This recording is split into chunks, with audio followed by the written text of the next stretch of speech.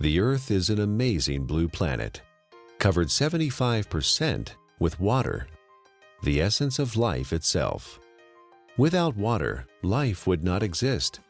Water makes our planet unique in our solar system, and the presence of water is what astronomers look for in their search for life on other planets. Like the Earth, the human body is also, on average, 75% water. Without water, none of the processes that support life can exist. While we can go without food for many weeks, we can only live a few days without water. Yet only 2% of the Earth's water is drinkable, and billions of people worldwide don't have access to clean drinking water. In this video, you'll learn a lot about water. You'll also be introduced to Dr. Richard Cohen, MD, a doctor who practices integrative anti-aging medicine and performance sports nutrition. We really don't think too much about water. It's something that comes out of our tap. It's something that's in the ocean. But what I want people to realize is that we are essentially water.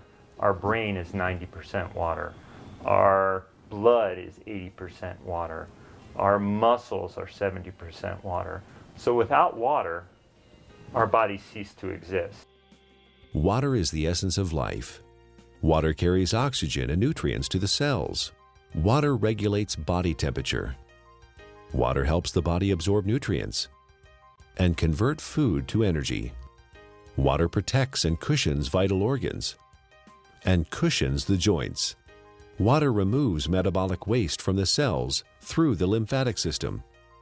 Without water, life ceases to exist. Water is just water, right? Tap water, filtered water, spring water, well water, bottled water. Some are a little more pure than the rest. Others have more minerals and taste better. You may pay more for the ones from Fiji or France or some glacier in Canada. But water is just water. Or is it? Volumes have been written on the subject, and the truth is, not all water is the same. Where did water come from? Water came from rain, snowflakes, came from streams, underground reservoirs. And what we're learning now, and this is the case with most issues, and most, when you go back to how things used to be.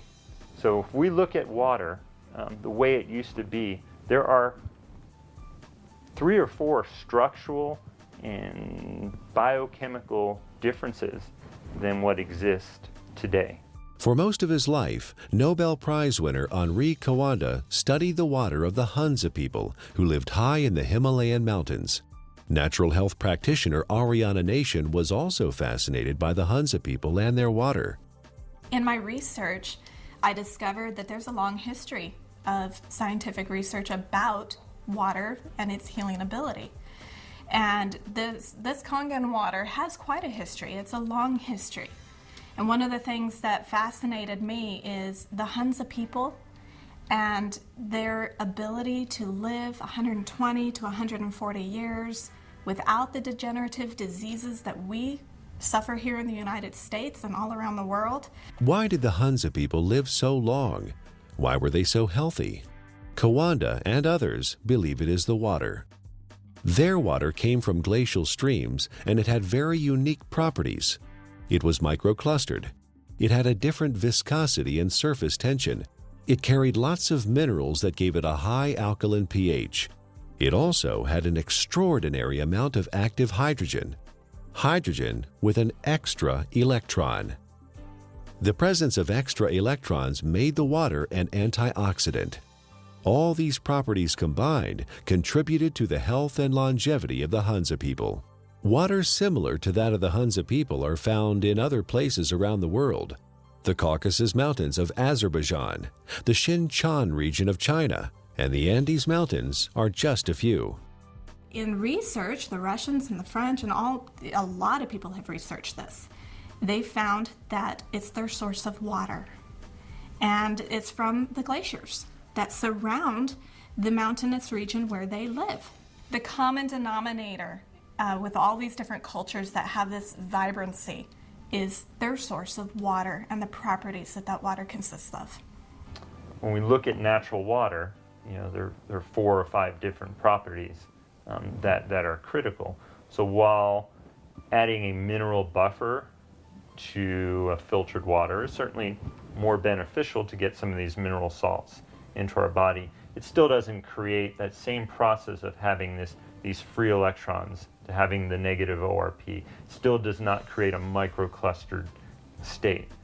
Okay, and those three in and of itself, even if you're filtered, you're losing those benefits, or you're not gaining the benefits of what's seen with natural water. So while it's a small step to take, beneficial, as opposed to drinking acidic water, it's not providing the same benefits.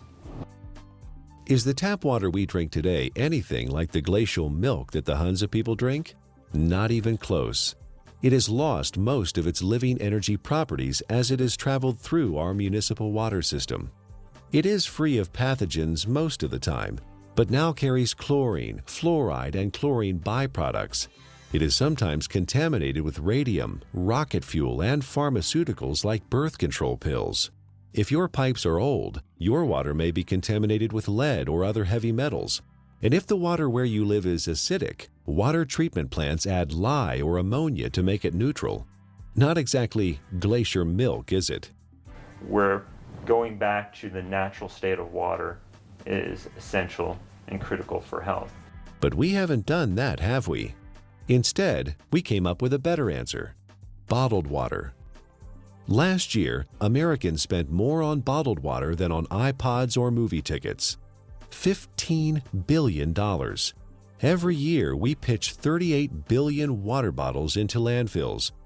Over $1 billion worth of plastic. Only 9% of plastic water bottles are recycled. 91% become litter or landfill.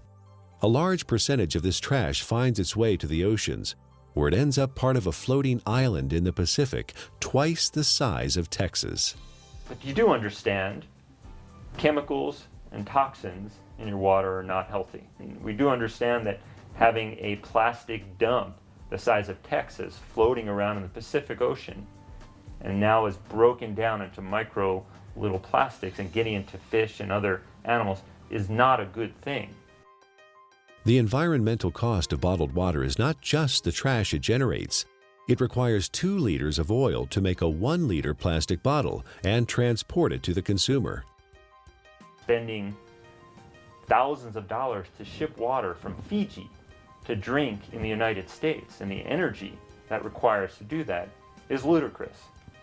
More than 1 million bottles a day of Fiji water, untouched by human hands, is produced in a country 6,700 miles away from California and transported halfway around the world for our consumption. At the same time, more than 50% of the people in Fiji don't have access to safe drinking water. Oh, by the way, you might want to know that by the time Fiji water gets to you, it is only slightly alkaline and has a positive ORP. It's not Fiji water anymore. Is bottled water any better than tap water? Given what it costs, it should be, but it's not. In fact, a significant percentage has more contaminants than are allowed in tap water. Most of it is purified municipal tap water that has been cleaned up through reverse osmosis, which not only removes chlorine and other contaminants, but strips the water of all minerals. Reverse osmosis also wastes 4 to 10 gallons of water for every gallon produced. In Japan, RO water is known as dead water. Nearly all bottled water we tested came out as acidic. Even spring water that should be alkaline came out acidic.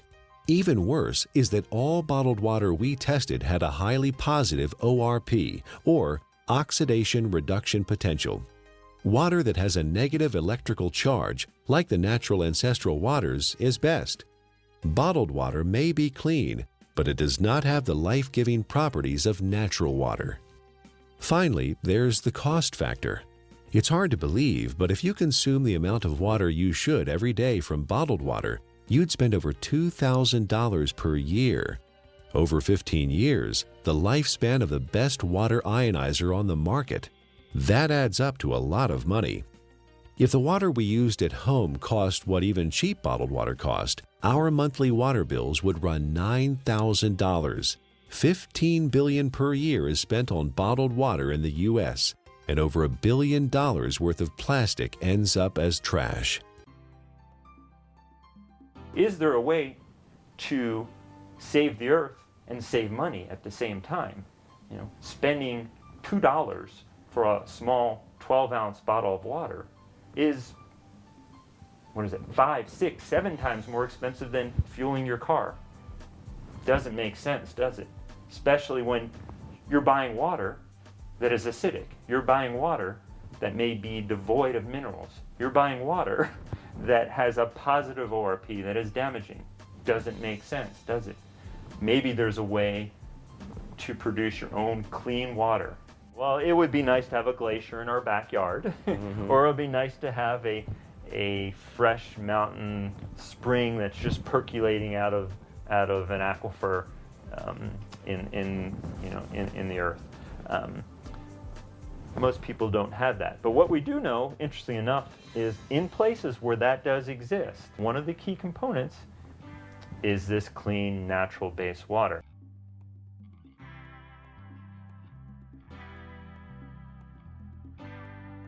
If you care about the earth and your pocketbook and are currently drinking purified bottled tap water, get a carbon filter for your faucet and use a safe, reusable water bottle. However, if you want to improve your health, drinking ionized alkaline Kangen water is a better choice. Like natural ancestral waters, it is microclustered, contains alkaline minerals, and has a negative ORP, making it an antioxidant, and it costs a little more than $1 a day for unlimited amounts.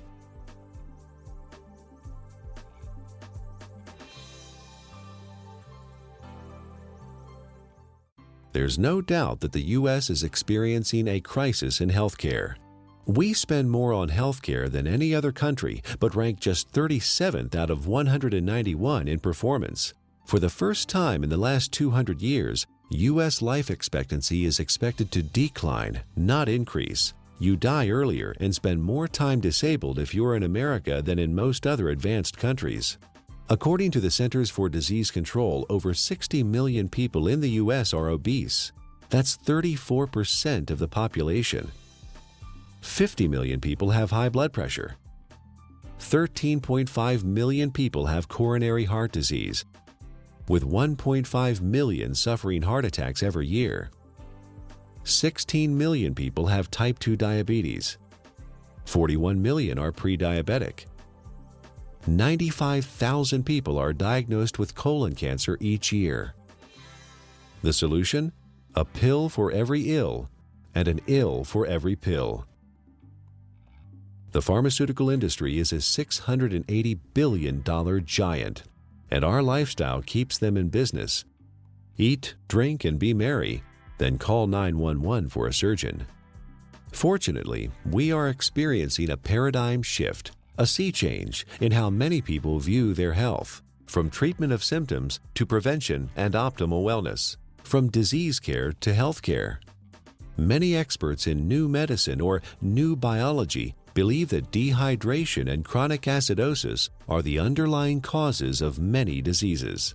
They believe we are chronically dehydrated on top of being overly acidic due to our modern diet and lifestyle. These two factors combined set the stage for the development of most, if not all, illness. Most people don't believe that dehydration is a problem because they drink fluids, coffee, tea, soda, etc. But chronic dehydration has no obvious symptoms. It's not like the man dying of thirst in the desert, and you can be chronically dehydrated even if you think you are consuming enough fluid. Adequate hydration is critical to how our body functions and heals itself, and water, pure water, is the natural way to stay hydrated. What we need to understand is what is water and what is not water. We as a civilization, or as a modern civilization or modern culture, have begun to think of water as tea, as soda, as milk, as energy drinks, as coffee. It has water or liquid substance to it, but it is not water. Okay? Even what comes out of our tap and what is in the bottled water. While structurally maybe the water molecule, once we understand how water exists in its natural state before modern times, we'll realize that even that is not necessarily the water that our body evolved to exist on. How can one determine if they're drinking enough water is the question. First thing is, if you're thirsty, you're way behind. Okay, that's a clear point. Our thirst mechanism doesn't kick in until we're already slightly dehydrated. So if we wait till we get thirsty, then we are already beginning to become dehydrated and might experience symptoms like not thinking quite as clearly, or beginning to feel fatigued, or muscles may cramp up, may even start to feel hungry. And a lot of times hunger is really a sign of thirst. We are born 95% hydrated. As we grow up, we lose a little more water every year. When we reach middle age, we're about 70% water. In our 60s, maybe 60 to 65%. A steady decline until death when we are just 50% water. There are several signs of chronic dehydration that arise when the body enters survival mode and begins to preserve water for the most vital functions. There are 5 distinct conditions related to chronic dehydration where the body begins to ration water: asthma, allergies, hypertension, constipation, and type 2 diabetes. Symptoms include exhaustion, lack of energy, headaches, skin problems, obesity, and joint pain. Finally, and perhaps most importantly, the acid-alkaline balance of the body is disrupted, leading to chronic low-grade acidosis and a host of modern diseases related to that condition. Don't wait until you're thirsty. Have a glass of ionized water. It's microclustered, alkaline, and contains active hydrogen and bicarbonate buffers. Critical is first thing in the morning, wake up and have a big glass of water. Make sure you drink a big glass of water through the day and see how you feel. It's sometimes incredible, and the effects can be very dramatic because people have never really had clean, natural water.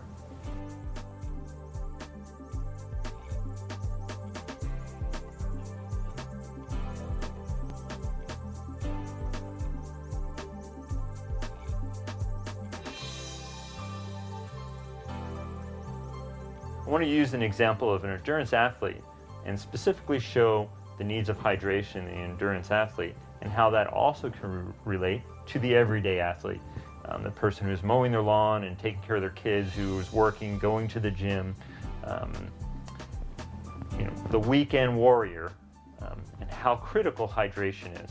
We know that an athlete who is 1% dehydrated could have a 3% reduction in performance. Now, well, that doesn't sound like a lot. An athlete can spend hours and hours training, and in for example, a 1-hour event, a 3% reduction is almost 2 minutes. And that's the difference between winning or losing a race. One of the most important things you can do is to make sure you have enough fluid the night before.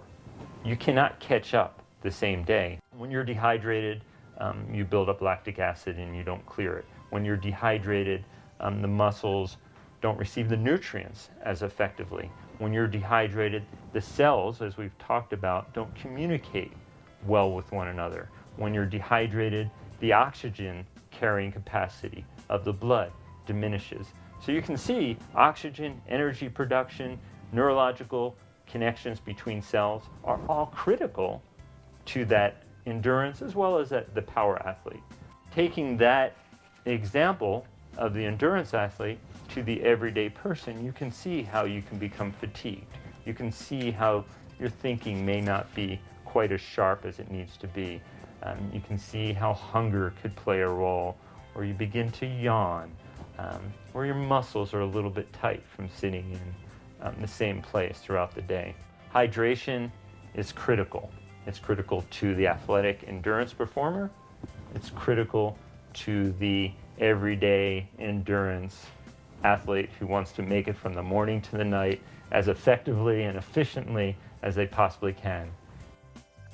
Alkaline ionized water is a great choice for hydration for competition athletes, recreational athletes, and everyday people because it is microclustered, and the free hydrogen and bicarbonates help neutralize acid buildup and toxins.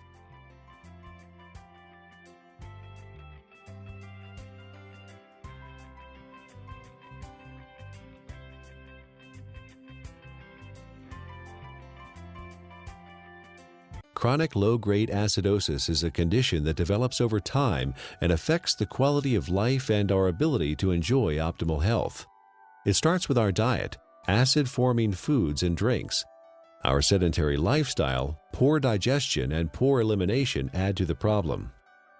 The fluids between and within our cells become more acidic. To maintain balance, the body mobilizes buffers, minerals, and hydroxyl ions from the bones and other tissues. This, in turn, leads to osteoporosis, and the overall process results in poor health, chronic illness, arthritis, and sluggish lymph system. An acidic condition for the body is very unhealthy.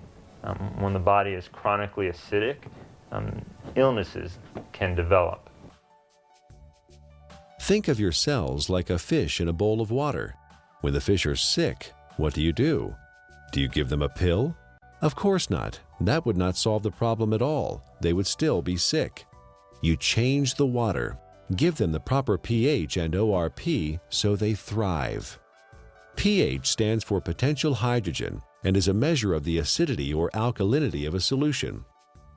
pH is neutral at 7.0. Above that is alkaline, below that is acidic. It's a logarithmic scale. Each increase in pH means 10 times more or less hydrogen is present. Alkaline ionized water has a pH between 8.0 and 9.5. Your body uses a system of buffers to keep the pH of your blood in a tight range of between 7.35 and 7.45, slightly more alkaline than pure water. The body relies on a very tight level of pH, or hydrogen atoms, to control lots of function within the body. When the body becomes acid, systems begin to malfunction. We understand fish tanks and swimming pools. When they're acid, you need to make a change. When a fish tank is acid, fish die.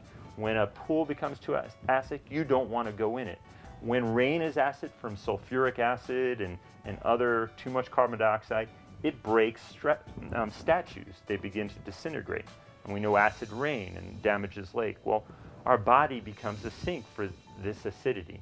And when this acidity builds up, it in essence is one of the reasons for disease in our body. Bones begin to demineralize.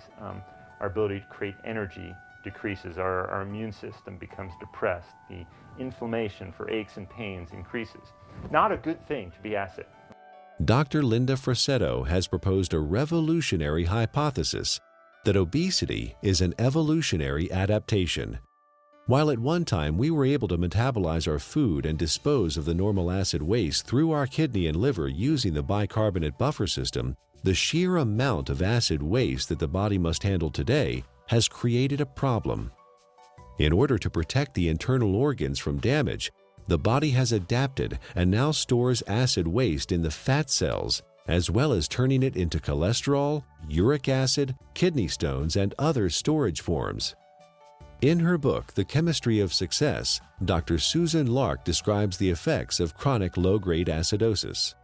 First, you tend to tire easily and become fatigued, retain toxins and heavy metals, lack energy to achieve your goals, become more pessimistic, develop chemical sensitivities, experience stiffness and joint pain, brain fog, and chronic fatigue. Several long-term medical problems are due to chronic acidosis: high blood pressure, autoimmune disorders, cancer, heart disease, diabetes, and inflammation.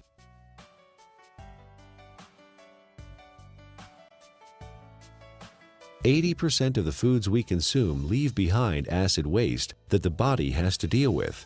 A trip down the modern grocery store aisle finds very few alkaline-forming foods. Even the foods we think of as wholesome and nutritious leave behind metabolic waste products that are acid. And of course, junk food falls into the acid-forming category. Most of the fluids that people consume today are acid.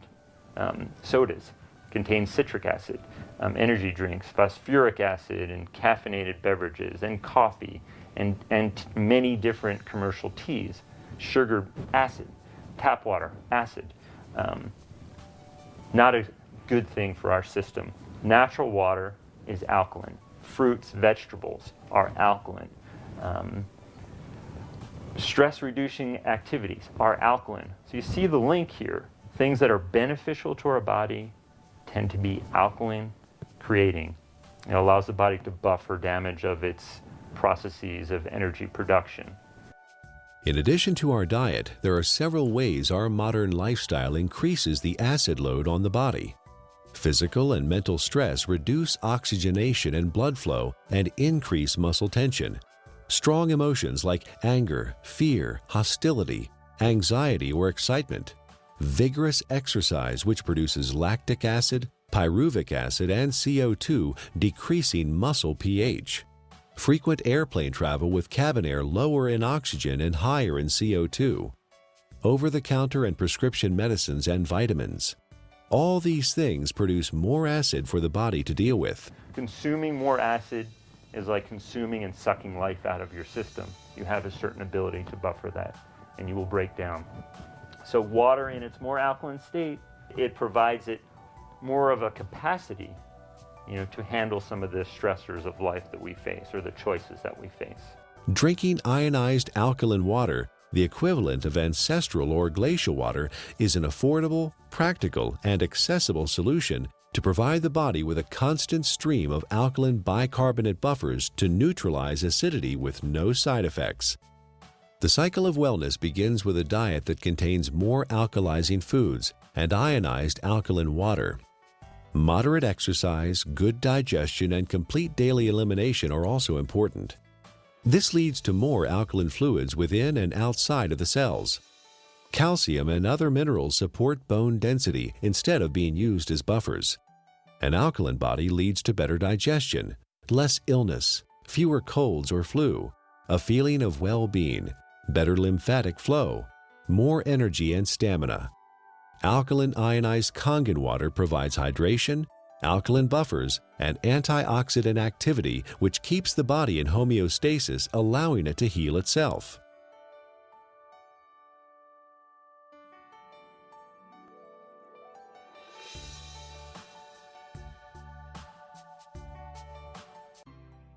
Japanese scientists investigated the Russian research about Hansa water and found that electrolysis could be used to create living water with properties similar to Hansa water.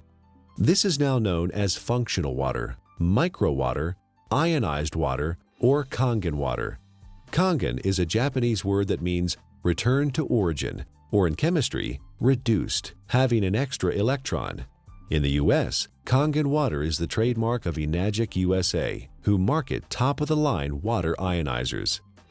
Anyone with an ion water generator can make Kangen water from tap water. Water is first filtered, then exposed to an electrical charge in the electrolysis chamber of the generator.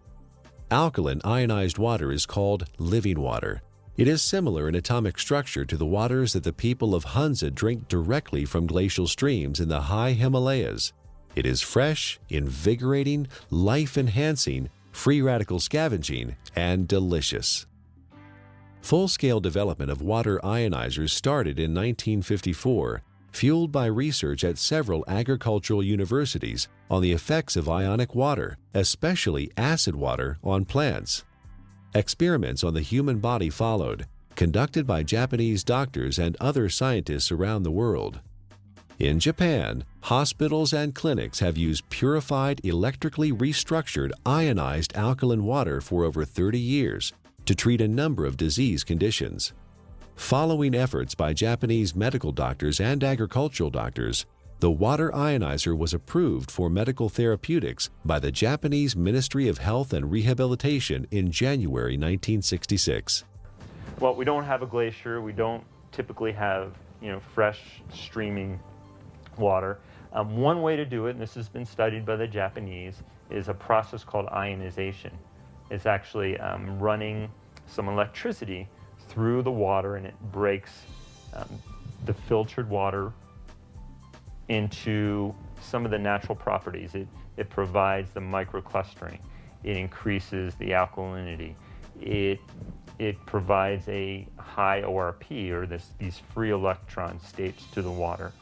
So in a lot of ways, we're getting some of the similar properties to natural base water. It even changes the molecular structure. We can see a more health-giving pattern when looked under an electron microscope. So ionization is an option and a choice for many people if you don't have a glacier. So the Russians discovered the property of the water, all these properties, and they developed an electrolysis system. They found a way to actually separate the water and get these properties. And the Japanese improved upon this process and improved upon it, and have come up with the best ionizer available now. And I really do appreciate the work that the Japanese have put into it because of the diligence and the care that these ionizers are made with. Numerous peer-reviewed scientific studies have been performed in well-respected universities and hospitals around the world, which show the benefit of alkaline ionized water.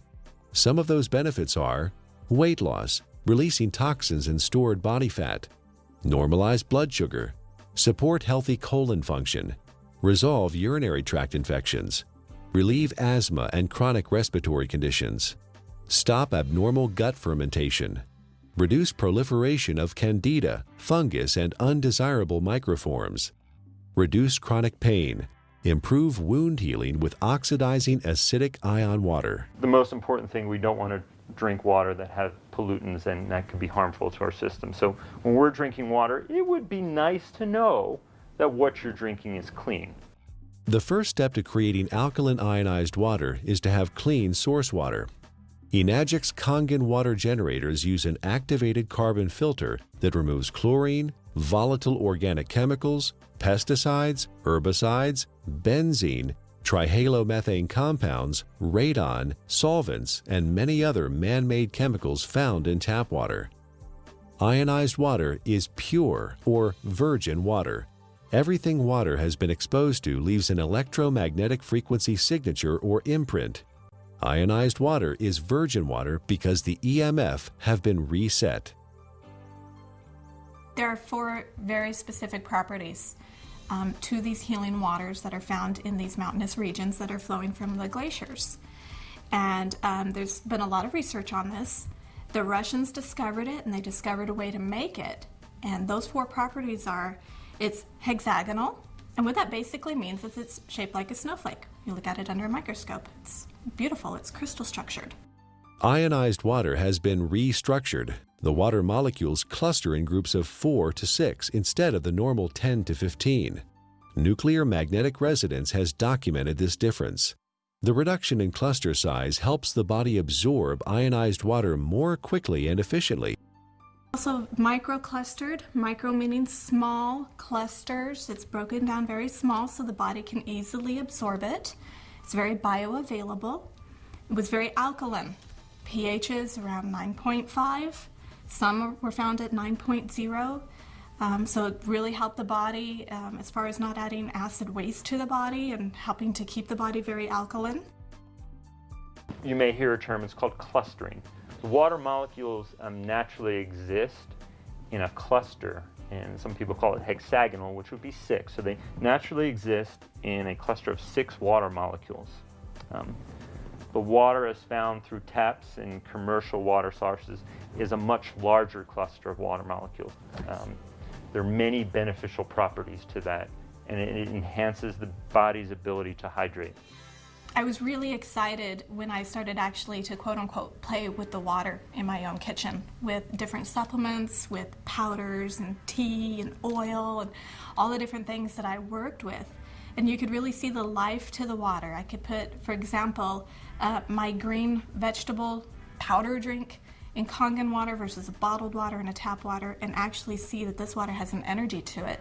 In fact, it will stir itself and become very, very absorbable, and you can watch that happen within the water. You can watch it make tea instantly, whereas other waters cannot do that. It cannot get in and penetrate those nutrients and pull those nutrients out and put it right in the water where you're drinking it, where it can then go in and penetrate your cell walls at that same level. Many people complain that they find it difficult to drink large amounts of water because it makes them feel bloated and heavy. Regular water, tap or bottled, is composed of large clusters of water molecules and has no life energy or electrical charge. It sits in your stomach like a stagnant pond. In contrast, drinking ionized alkaline water is easy because it tastes much better than tap or bottled water, and the smaller molecular cluster size and life energy it carries allows it to be absorbed more quickly. And the other feature is it has a negative ORP, and what that stands for is oxidation reduction potential. Not to get real big and fancy, a lot of people are like, oh, what is that? It is the ability of that water to reduce the oxygenation of the body. And the property of the water that actually gives it this negative ORP, or the potential to reduce the aging in our body, is the active hydrogen that it consists of. ORP, also known as redox potential or oxidation reduction potential, measures the tendency of a molecule to gain or lose electrons. It is measured in millivolts. When a substance has an electron to donate, it measures with a negative charge. When a substance loses an electron and is positively charged, the ORP is plus. Negatively charged substances act as an antioxidant. Positively charged substances act as oxidation enhancers. What we have learned to understand is this water in its energetic state has an abundance of free electrons. Okay? The Earth is loaded with free electrons, and where that comes from is lightning strikes. Okay? So we have all this energy potential in the Earth that's imparted to the water. And when we consume the water, you're basically consuming a antioxidant. We know vitamin C, vitamin E, all these particular nutrients that you may take. In its natural state, water has a similar, or even perhaps more powerful ability to quench out free radicals or inflammatory processes that may occur from natural processes within our body to create energy, to fight infections, as well as to quench out some of the destructive things that we may do in our modern life, from pharmaceutical agents, cigarettes, alcohol, over-exercising, stress. Water can help buffer that in its natural state. Like natural ancestral water, ionized water holds a measurable negative electrical charge. This is what gives the water vitality or life energy. Almost all other drinking water available to us has a positive charge, which means they are oxidizing agents. Only negatively charged water can efficiently flush out toxins and poisons in the body at the cellular level and neutralize free radicals. A free radical is a molecule of oxygen that has lost an electron and is positively charged. It is also known as active oxygen.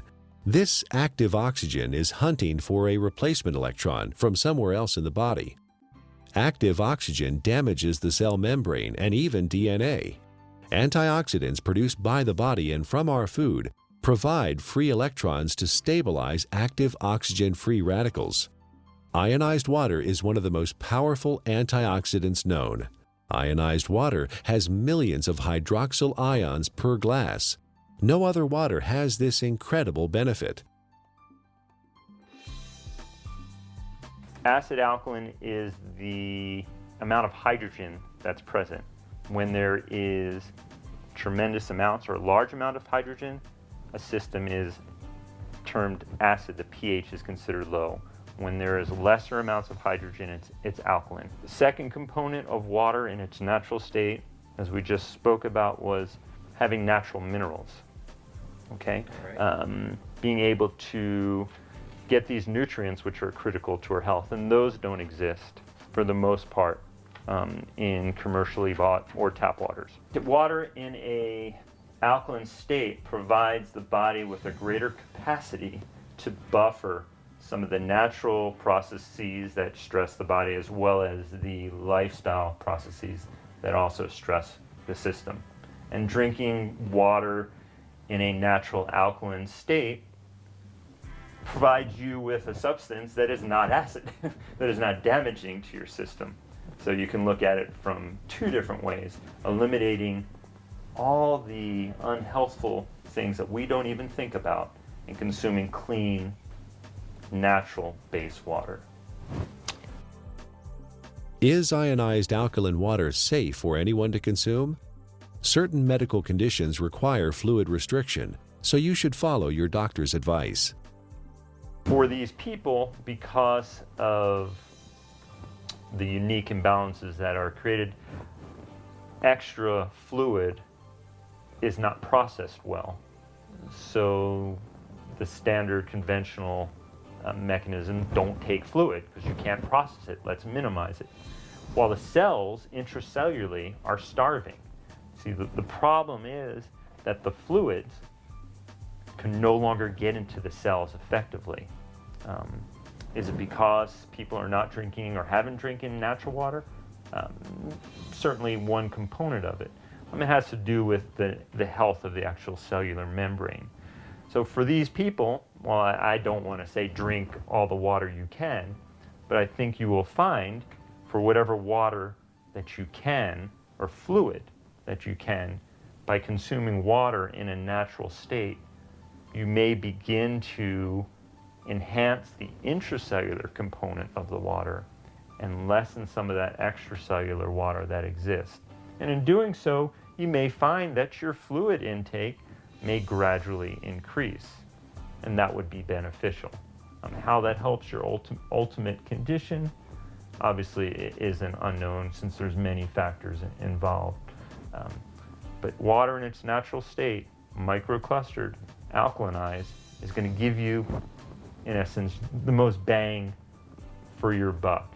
Don't waste your fluid on coffee. Don't waste your fluid on energy drinks or sodas. Absolutely not. That's just going to make your condition worse. All water is not created equal. We encourage you to try ionized alkaline natural water. Ask the person who gave you this DVD for a free sample of Kangen water. For references and resources about the topics covered in the DVD, go to ionwatertruths.com.